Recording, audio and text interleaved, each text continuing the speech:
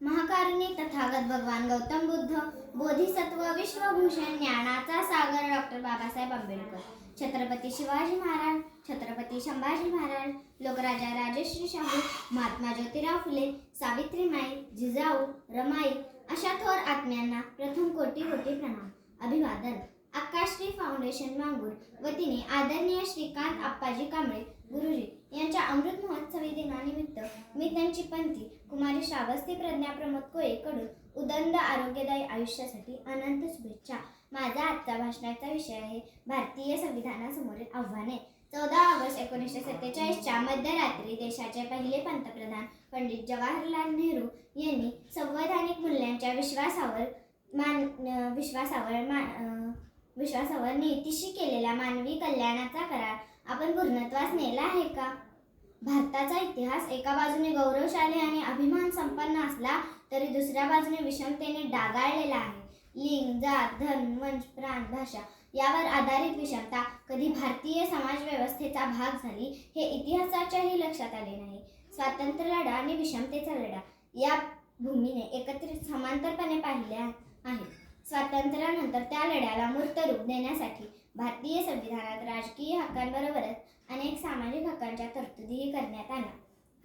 या सामाजिक तरतुदींच्या माध्यमातून लिंग, जात, धर्म, वंश, प्रांत, भाषा यावर आधारित विषमता या पलीकडे जाऊन संपूर्ण भारतीय समाजाला एकसंघ करण्याचे अतिशय नाजूक काम गेल्या 78 वर्षात संविधानाने केले आहे.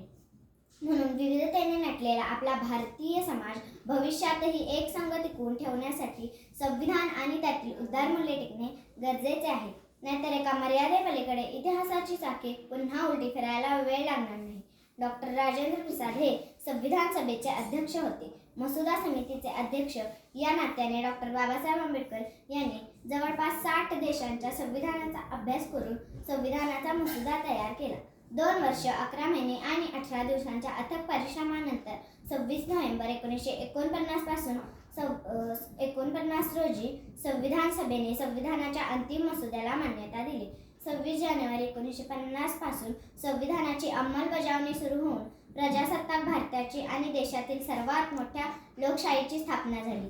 भारतीय संविधान हे फक्त कागदी पुस्तक नसून सनदशीर मार्गाने क्रांती घडवून आणणारे महत्त्वाचे दस्तऐवज आहे. भारतीय नागरिकांना त्यांचा अधिकार आणि कर्तव्यांची जाणीव करून देणारा नागरिक आणि राज्यव्यवस्था यातील तो लिखित करार आहे.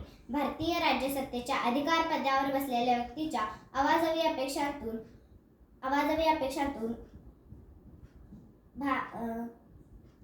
अपेक्षांतून संविधानाने नागरिकांना दिलेली वचनाची पूर्तता न झाल्याने आणि संवैधानिक मूल्यांची हानी होत गेल्याने संविधानासमोर काही आव्हाने निर्माण झाली आहेत.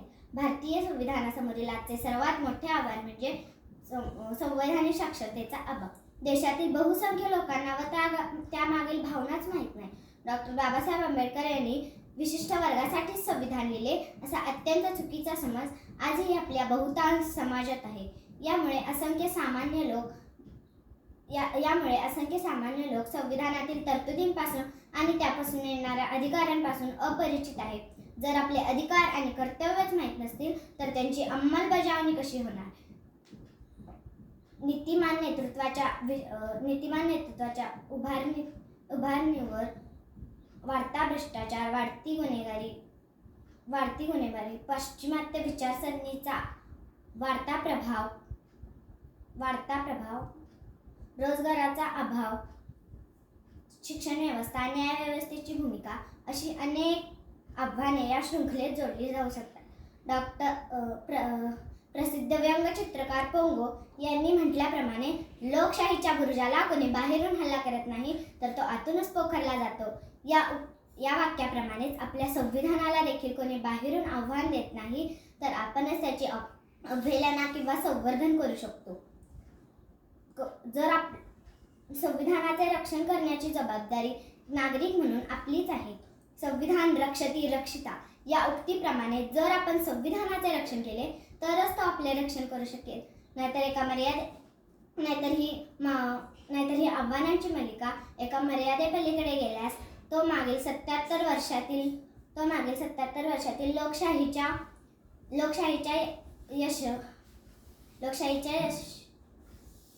यशांचा लोकशाहीच्या यशांचा अंतांचा अभाव असू शकतो एवढे नक्की. जय हिंद, जय भीम. थँक्यू.